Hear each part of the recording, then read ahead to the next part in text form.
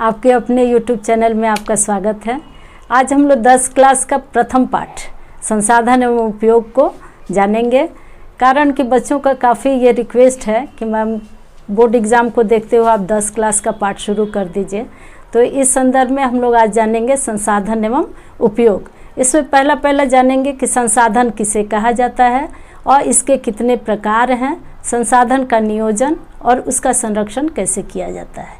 इन सब पर विचार करते हुए लास्ट में प्रश्नोत्तरी कार्यक्रम भी कर लेंगे। तो पहले हम लोग जानें कि अपने आसपास जितना भी अपनी आवश्यकताओं की पूर्ति हेतु जिस भी सामान का हम उपयोग करते हैं वह हमारे लिए संसाधन है। तो संसाधन की परिभाषा बस इतने से ही पूरी नहीं हो जाती है, इसको हम लोग थोड़ा विस्तार से जानेंगे।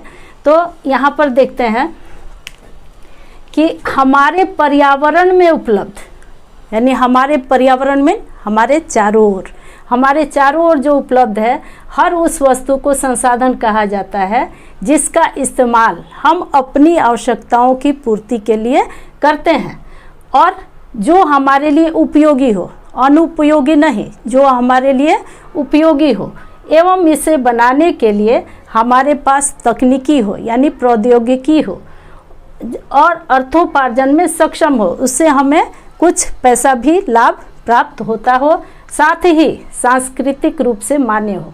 सांस्कृतिक रूप से मान्य मीन यह कि मान लिया जाए कि संसाधन मीन तो हो गया कि कोई भी धन, कोई भी पूंजी, तो कोई चर्च है या फिर कोई मंदिर है, उसके नीचे बहुत सारा सोना गड़ा हुआ मिल गया, उसको हम यूं ही जा कर के मंदिर तोड़कर या मस्जिद तोड़ करके या चर्च तोड़ करके उसको नहीं निकाल सकते हैं। वह कारण क्या है कि वो सांस्कृतिक रूप से मान्य नहीं होगा। तो इस पूरी परिभाषा को हम लोग देखते हैं कि हमारे पर्यावरण में उपलब्ध हर वह वस्तु जो क्या है अपने आवश्यकताओं की पूर्ति करती हो वह, और जिसे बनाने के लिए हमारे पास प्रौद्योगिकी हो, अर्थोपार्जन में सक्षम हो और सांस्कृतिक रूप से मान्य हो, वह कहा जाता है संसाधन।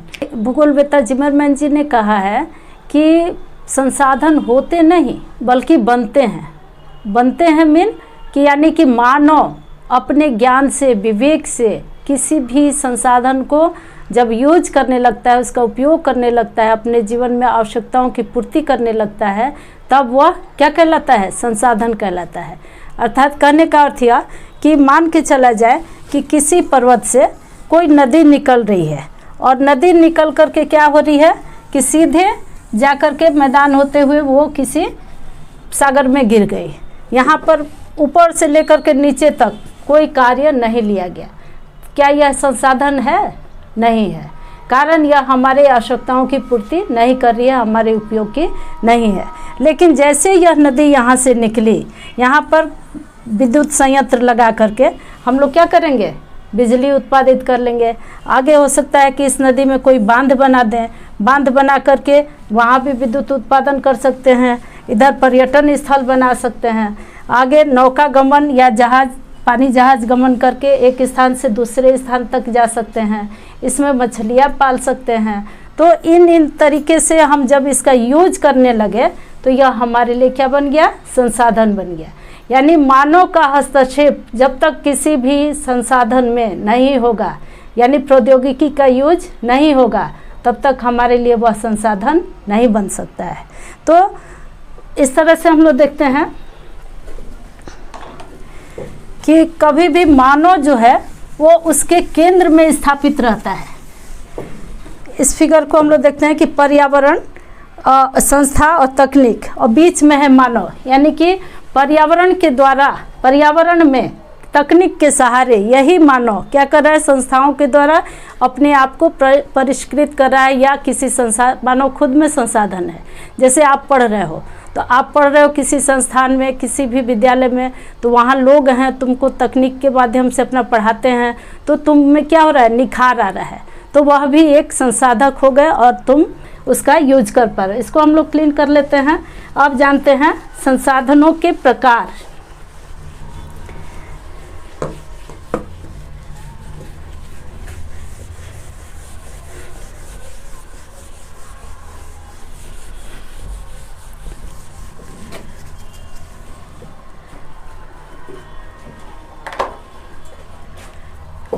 संसाधनों के प्रकार। संसाधन के प्रकार में अगर बात की जाए तो मूलतः अगर हम लोग ध्यान दें, किसी अनपढ़ से भी पूछें कि संसाधन यानी जिसका तुम उपयोग कर रहे हो अपने जीवन में वो कई तरह का होता है, तो कहेगा कि कुछ प्रकृति से मिल जाता है, कुछ लोगों के द्वारा मिलता है। तो वही चीज़ है, यानी कि प्राकृतिक और मानवकृत। यह प्रथमतया यानी मूल है यही कि या तो वो प्राकृतिक होगा या फिर मानवकृत होगा। इसी को कई भूगोलवेताओं ने कई दृष्टिकोण से बांटा हुआ है। तो उसमें हम लोग देखेंगे, पहला है उत्पत्ति।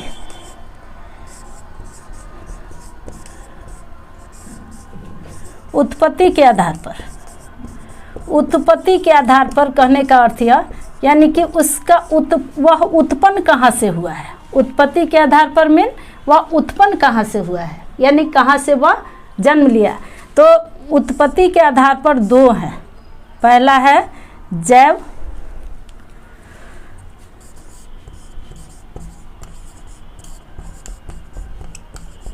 जैव संसाधन, और दूसरा है अजैव संसाधन।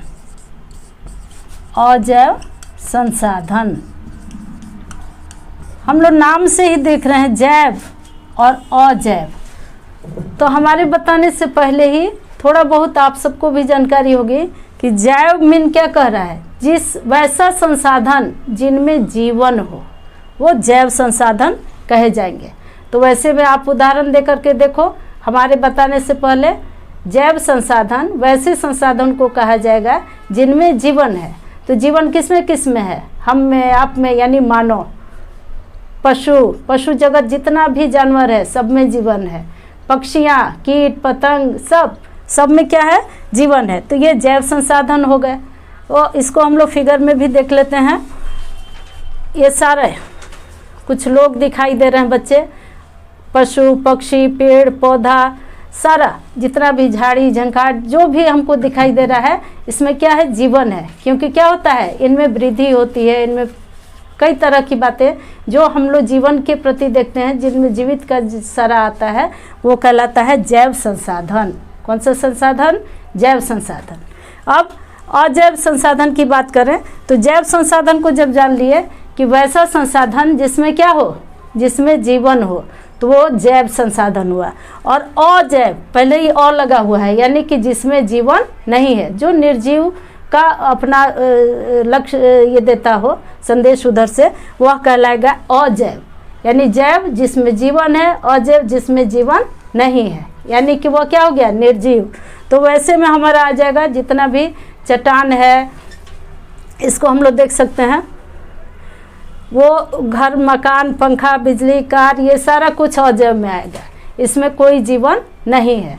तो उसी तरह से जो हमारा सूर्य का प्रकाश हो गया, या फिर चट्टान हो गई, या फिर ये सारे भी किस में आ जाएंगे, अजैव में ही आएंगे। तो उत्पत्ति के आधार पर दो, समझ में अच्छे से आया, उत्पत्ति के आधार पर दो हैं, जैव अजैव। जैव में जिनमें जीवन है वो जैव, और जिनमें जीवन नहीं है अजैव। तो इसको हम लोग बखूबी समझ लिए। अब दूसरा आधार हम लोग देखेंगे, दूसरा है, ये कहलाता है उपयोगिता। उपयोगिता के आधार पर, यानी इसका उपयोग कैसे हम लोग करते हैं, उपयोगिता या समाप्यता।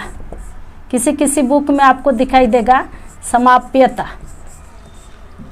समाप्यता के आधार पर, के आधार पर। तो यह भी दो तरह का होता है। यह भी कितने तरह का होता है, दो तरह का होता है।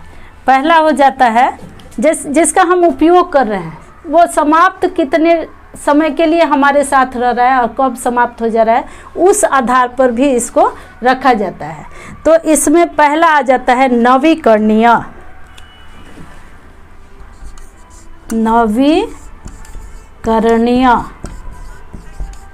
नवीकरणीय संसाधन।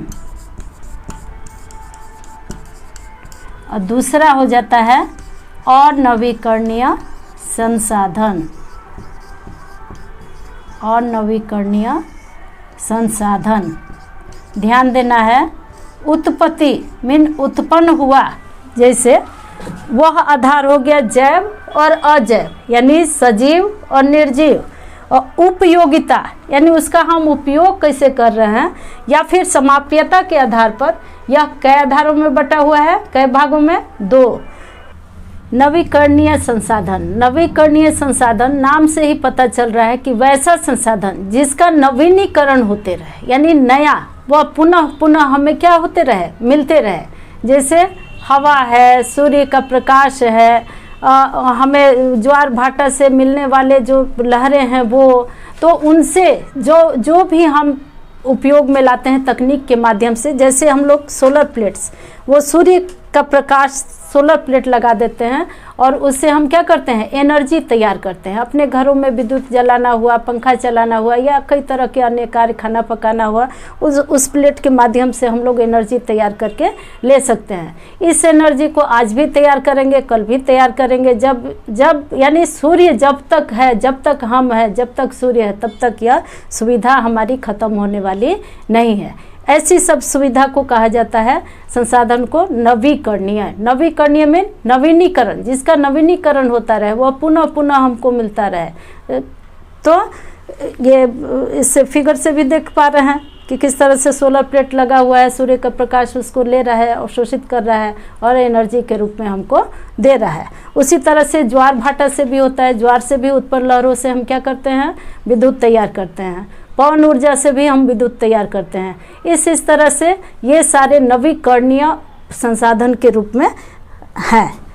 अब अनवीकरणीय संसाधन, पहला जब हम लोग जान लिए नवीकरणीय संसाधन, नवीकरणीय मीन नवीनीकरण जिसका होते रहे, और नवीकरणीय इसमें भी और लग गया, तो और नवीकरणीय संसाधन में जिसका नवीनीकरण न हो पाए, वैसा संसाधन जो एक बार यूज करने के बाद, इस्तेमाल करने के बाद वो समाप्त प्राय हो जाए, उसको कहा जाता है अनवीकरणीय संसाधन। वैसे में हम लोग देखते हैं कि हमारे समक्ष कोयला, नवीकरणीय और नवीकरणीय में कोयला हो गया, जो प्राकृतिक गैस है वो हो गया, ऑयल हो गया यानी तेल। तो ये सारे जो हैं, इसको अगर हम लोग यूज करें, जैसे कोयला से हम लोग खाना पकाएं, तो खाना जब पकाएंगे, खाना तो पक गया, लेकिन कोयला क्या हो गया, भस्म होकर राख हो गया। तो वह कैसा संसाधन हो गया, अनवीकरणीय, यानी पुनः हम कोयला प्राप्त नहीं कर सकते हैं। उसी तरह से पेट्रोल है, पेट्रोल अगर गाड़ी में भराए, कहीं गए, ख़त्म हुआ, फिर नया भराना पड़ेगा। तो वैसे में वैसा संसाधन जिसका इस्तेमाल करने के बाद वह पुनः हमें प्राप्त नहीं होता है, वो अनवीकरणीय संसाधन कहा जाता है। लेकिन अनवीकरणीय संसाधन का भी 2 प्रकार है, चक्रीय, अचक्रीय। चक्रीय मीन जिसका चक्रण हो जाए। जैसे हम लोग आभूषण पहनते हैं, सोना चांदी, ये सब का क्या होता है, हम लोग जाते हैं किसी दुकान पर बिक्री कराते हैं, तो वैसी स्थिति में उससे कुछ पैसा मिल जाता है, तो वह क्या होता है कि उसको गला करके फिर से किसी आभूषण का रूप उसको दे देता है। तो अनवीकरणीय है, यानी सोना जो है वो भंडार में जो जहाँ से हम लोग ये निकालते हैं नीचे से, वहाँ क्या होता है, यह कई लाखों करोड़ साल की प्रतिक्रिया के बाद यह आ पाता है उस रूप में। तो यह नहीं है कि वहाँ तैयार हो जाएगा। हम कहाँ की बात कर रहे हैं, जो हमारे पास सोना है उस सोने का चक्रण हम कर लेते हैं, यानी दूसरा रूप बदल लेते हैं, तब वह चक्रीय संसाधन कहा जाता है। चक्रीय और नवीकरणीय का चक्रीय रूप हो जाता है। और अचक्रीय में आ जाएगा हमारा कोयला, पेट्रोल, प्राकृतिक गैस, जो एक बार खर्च होने के बाद फिर तैयार नहीं मिलता है। क्लियर, फिर से समझ लिया जाए। और नवीकरणीय संसाधन के 2 प्रकार हैं, चक्रीय और अचक्रीय। चक्रीय में वैसा संसाधन आता है जिसका हम क्या कर सकते हैं, पुनः चक्रण कर सकते हैं, यानी रिन्यूअल कर सकते हैं। उसको कोई दूसरा आभूषण जैसे तैयार करना हो तो उसको गला करके कर सकते हैं। लेकिन अगर कोयला है, या फिर कोयला हुआ, पेट्रोल हुआ, प्राकृतिक गैस हुआ, तो ये सारे यानी जीवाश्म ईंधन जितने हैं, अगर उनको कहा जाए कि वो कैसे संसाधन है, तो वो अनवीकरणीय में भी अचक्रीय है, यानी वो फिर से हमें तैयार नहीं मिलने को। तो इस तरह से हम लोग देख चुके, उत्पत्ति के आधार पर जैव संसाधन, अजैव संसाधन, उपयोगिता के आधार पर नवीकरणीय और नवीकरणीय संसाधन। अब तीसरा रूप हम लोग देखेंगे, इसको क्लीन कर लेती हूँ, तब तक आप देख लेंगे इसको। तीसरा हम लोग देखें,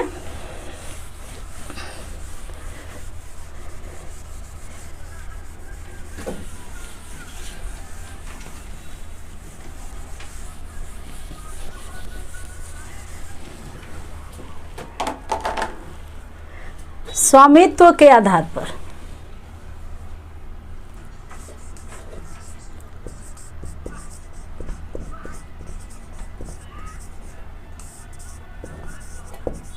स्वामित्व के आधार पर, स्वामित्व के आधार पर जो है, अब यह कितने प्रकार का होता है, यह जो है स्वामित्व के आधार पर।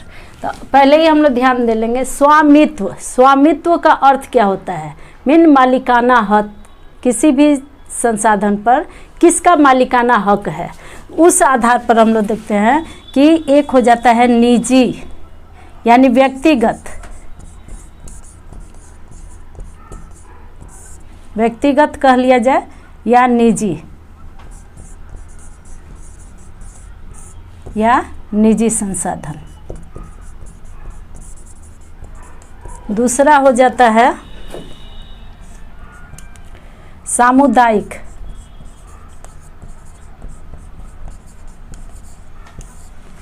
सामुदायिक संसाधन।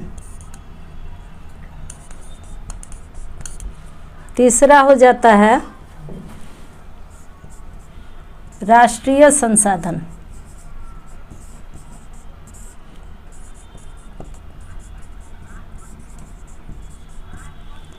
और चौथा हो जाता है अंतर्राष्ट्रीय,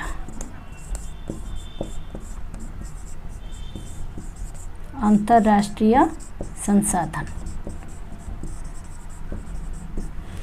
अब यहाँ ध्यान देने योग्य बात है, व्यक्तिगत संसाधन, नाम से ही पता लग रहा है, या निजी संसाधन। निजी मीन होता है स्वयं का, यानी जिस पर हमारा खुद का हक हो, तो वैसे को क्या कहा जाएगा, व्यक्तिगत संसाधन या निजी संसाधन। जैसे अपना पेन हुआ, अपना ये ब्लैक बोर्ड हुआ, तो ये सब क्या हो गया, ये अपना हो गया। जैसे आपके पास अभी मोबाइल है जिससे आप पढ़ाई कर रहे हो, तो यह आपका अपना है, किताब है, कॉपी है, तो यह सब किसका संसाधन है, व्यक्तिगत संसाधन, यानी खुद का है, निजी संसाधन है। तो उसमें हम लोग इसको जानते हैं, जिस पर अपना मालिकाना हक हो, वैसे संसाधन को निजी संसाधन कहा जाता है। दूसरा में आ जाता है सामुदायिक संसाधन। सामुदायिक संसाधन वैसे संसाधन को कहा जाता है जिसमें समूह विशेष का, किसी समुदाय का उस पर मालिकाना हक होता है।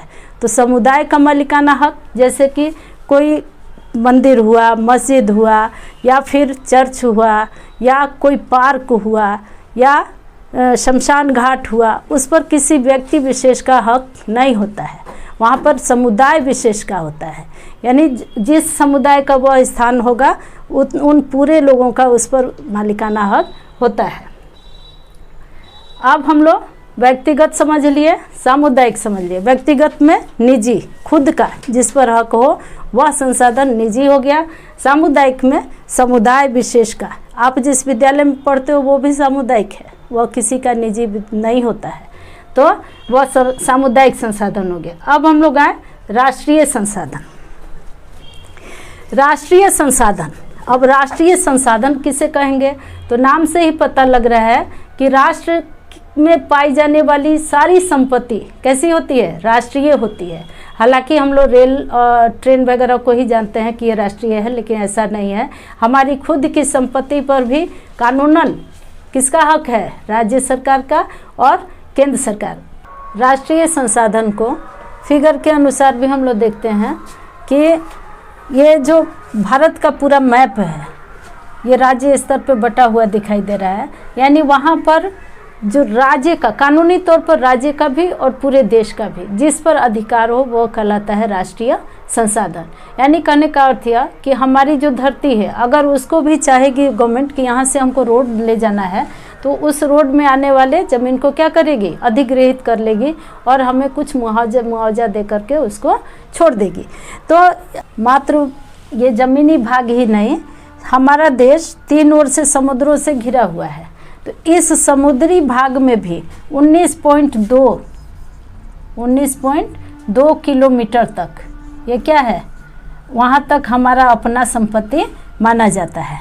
यानी 19.2 किलोमीटर तक ये भारत का अपना, ये श्रीलंका को छोड़ दिया जाए ना तो मार हो जाएगी, तो यह क्या होगा, ये 200 किलोमीटर तक 19.2 किलोमीटर, या फिर इसको 12 समुद्री मील, 12 समुद्री मील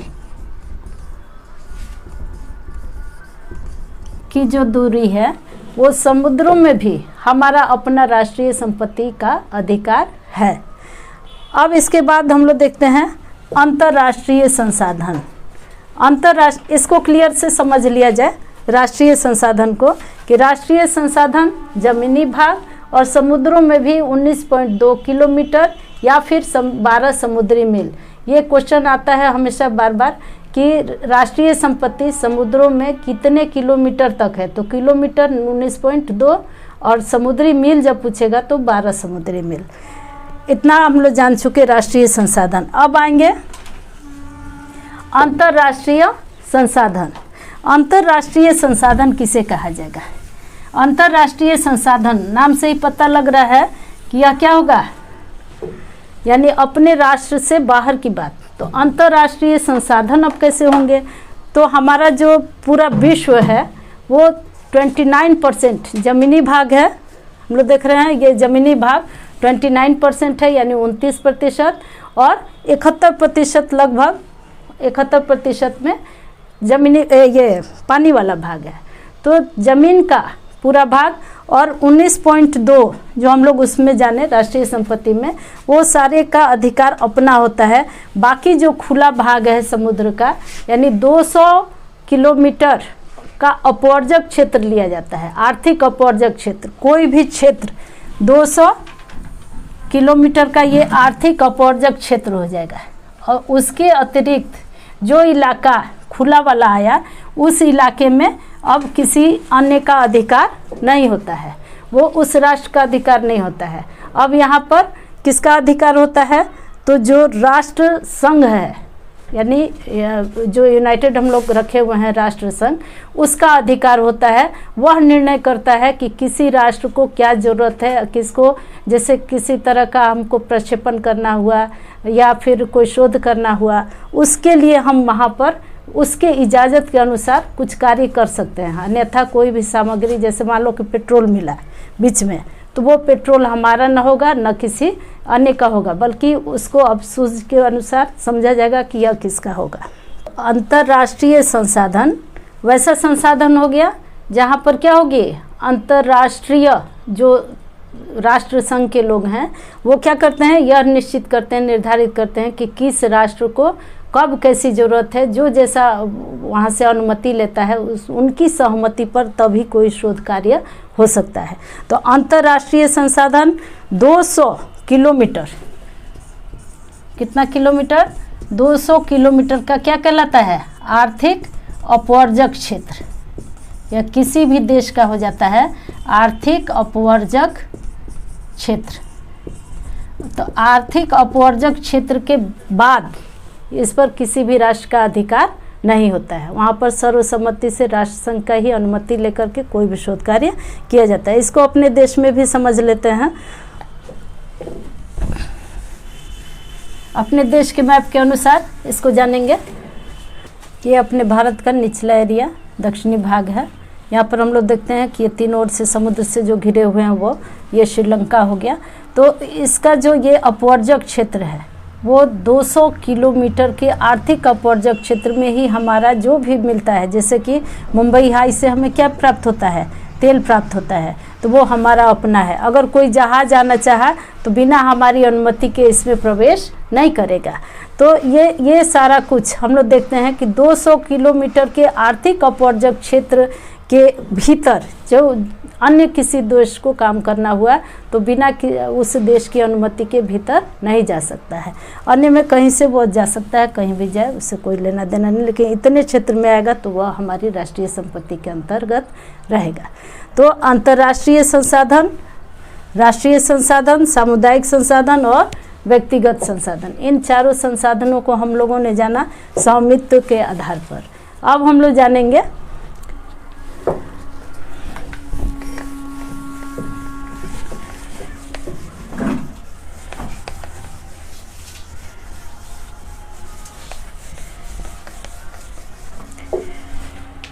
चौथा है विकास के स्तर के आधार पर। विकास के स्तर के आधार पर यह कैसा होता है? ये 4 प्रकार का होता है यह भी।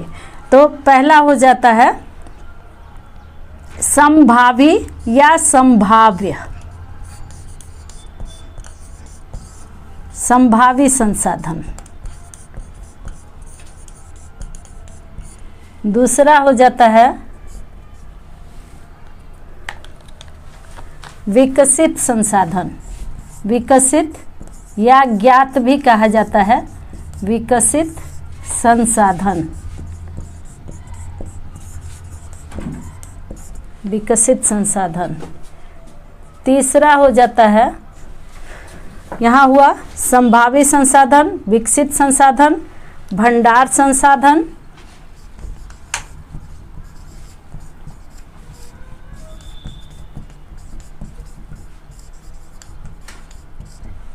भंडार या भंडारित दोनों एक ही चीज है। और चौथा हो जाता है संचित संसाधन।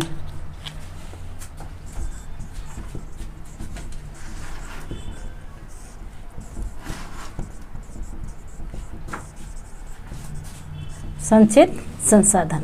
अब इस पर हम लोग विचार करते हैं।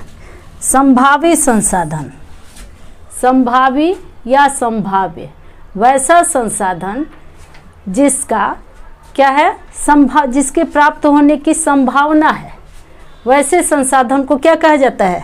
संभावी संसाधन। संभावी संसाधन जैसे हमारा हिमालय पर्वत, हिमालय पर्वत बहुत ही ऊंचा है, यानी विश्व का सबसे ऊंचा पर्वत का चोटी जो है वो इसी हिमालय में पाई जाती है, ये हम लोग जानते हैं। तो हिमालय पर्वत को खोदना और वहाँ से किसी भी खनिज को निकालना बहुत ही असंभव कार्य है। इसलिए यह जाना हुआ है कि उसमें भी क्या है, कुछ खनिज पदार्थ हैं, लेकिन निकालने में इतना न खर्च है कि वह क्या हो जाएगा, फिर वह संसाधन का रूप नहीं ले पाएगा।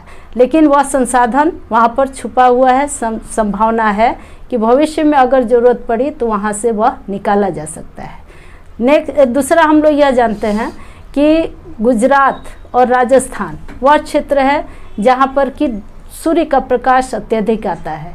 राजस्थान में हवाएं काफ़ी तेज़ चलती हैं, तो उनसे भी हम क्या कर सकते हैं, सौर प्लेट लगा करके सौर ऊर्जा ले सकते हैं, सौर ऊर्जा, और पवन से पवन ऊर्जा तैयार कर सकते हैं। वह भी संभावना है, बहुत ज़्यादा उन्नति नहीं हो पाई है, लेकिन यह संभाव्य संसाधन में शामिल है कि वहाँ से हम क्या कर सकते हैं, इन संसाधनों को प्राप्त कर सकते हैं। तो संभावी संसाधन वैसे संसाधन हैं जिनकी संभावना निश्चित होती है कि यहाँ से यह हमें प्राप्त होगा। दूसरा है विकसित संसाधन। विकसित संसाधन, ये नाम से ही पता लग रहा है इसका विकास हो चुका है, यानी सर्वेक्षणों उपरांत यह जाना जा चुका है कि यह मात्रात्मक और गुणात्मक तौर पर यह किस स्तर का है, और इसका हम क्या कर रहे हैं, अपने जीवन में उसको यूज भी कर रहे हैं। ये इसीलिए इसका नाम ज्ञात संसाधन भी कहा जाता है, विकसित संसाधन या ज्ञात संसाधन। तो वैसे में जितने भी खनिज पदार्थ जिस भी खनिज भंडार से निकाले जा रहे हैं वो सब आ जाएंगे। और तीसरा है भंडार संसाधन। भंडार संसाधन नाम ही बता रहा है कि ये कैसा है, भंडारित है, यानी भंडार के रूप में हमको मिलेगा। तो वो कैसे है, उसका यूज हम नहीं कर रहे हैं, कारण कि प्रौद्योगिकी जो है वह अभी वैसी अवेलेबल नहीं है जिससे कि हम उसको निकाल सकें या उसका उपयोग अपने जीवन में कर सकें। तो इसमें हमारा जितना भी अपना भारतवर्ष का भी हम लोग मैप देखें तो वो क्या है, 3 ओर से जल से घिरा हुआ है। तो वो समुद्र के जल में, जल का आप लोग रासायनिक सूत्र भी जानते हैं H2O, तो H2O मीन हाइड्रोजन 2 भाग और ऑक्सीजन 1 भाग। तो उसको अगर हम लोग निकालें प्रौद्योगिकी के माध्यम से तो वह क्या हो जाएगा, हाइड्रोजन और ऑक्सीजन दोनों की प्राप्ति होगी। तो यह भंडार के रूप में हमारे पास संचित है। संचित संसाधन, भंडार संसाधन और संचित संसाधन दोनों में माइनर डिफर है। दोनों मान लिया जाए तो एक ही रूप है, भंडार का भी और संचित का भी, क्योंकि संचय में बचाना और भंडारण का अर्थ भी होता है बचा करके कुछ रखना। लेकिन फिर भी संचित संसाधन को हम लोग जानते हैं कि संचित संसाधन वह संसाधन है जिसको हमने क्या किया है, ये तकनीकी के अभाव में अभी यूज नहीं किया है। तो वैसा है, विकास कार्य भी थोड़ा धीमी गति से चल रही है, इस वजह से भी हम लोग इसको पूर्ण रूप से यूज नहीं कर पाए हैं। तो संचित संसाधन में हम लोग नदियों के जल को ले सकते हैं। नदियों का जल जो है वो जितने मात्रा में बांध बना करके उससे जल विद्युत वगैरह तैयार करना, नहरें निकालना, ये सारी नदियों पर हो सकता है, लेकिन यह अभी सारी नदियों पर संभव नहीं हो पाया है। तो वह हमारे आगामी समय के लिए यह संचित है कि हम क्या कर सकते हैं, उसका उपयोग अपने लिए कर सकते हैं। तो इस प्रकार से हम लोग देखते हैं कि हम लोग जितने भी संसाधन हैं, संसाधन के प्रकार, उस पर हम लोग विचार कर चुके। तो पहला तो साधारणतया हम लोग कह देते हैं कि ये प्राकृतिक और मानवकृत, वो उस रूप में जाने। लेकिन भूगोलवेत्ताओं के द्वारा हम लोग जाने कि उत्पत्ति के विचार से, उत्पत्ति के आधार पर कितने, तो उसको तो क्लीन कर चुकी हूँ, लेकिन आप लोग याद करिए कि उत्पत्ति के आधार पर 2, कौन कौन सा, जैव और अजैव, और उपयोगिता के आधार पर भी 2 था, नवीकरणीय और नवीकरणीय। और तीसरा रहा हमारा किस आधार पे, स्वामित्व के आधार पर। स्वामित्व के आधार पर भी हम लोग ने उसको 4 भागों में बांटा था। एक निजी संसाधन, निजी या व्यक्तिगत संसाधन, दूसरा था सामुदायिक संसाधन, तीसरा राष्ट्रीय संसाधन, और चौथा हो गया था अंतर्राष्ट्रीय संसाधन। चौथा है विकास के स्तर के आधार पर। तो विकास के स्तर के आधार पर अभी हम लोगों ने जाना संभाव्य या संभावी संसाधन, दूसरा है विकसित या ज्ञात संसाधन, और तीसरा है इसका ये भंडार संसाधन, और चौथा है संचित संसाधन। तो इस तरह से हम लोगों ने सभी प्रकारों को जाना। उम्मीद है आप लोगों ने संसाधन का अर्थ भी समझ लिया, उसकी परिभाषा जान ली, उसके बारे में उसके प्रकार को समझ लिया। और इतना जानने के बाद अगले वीडियो में हम लोग मिलेंगे, जहां हम लोग जानेंगे संसाधन के नियोजन एवं संरक्षण। तब तक आप पढ़ते रहिए, जल्द ही आपकी वीडियो आपके पास पहुंचेगी। जय हिंद।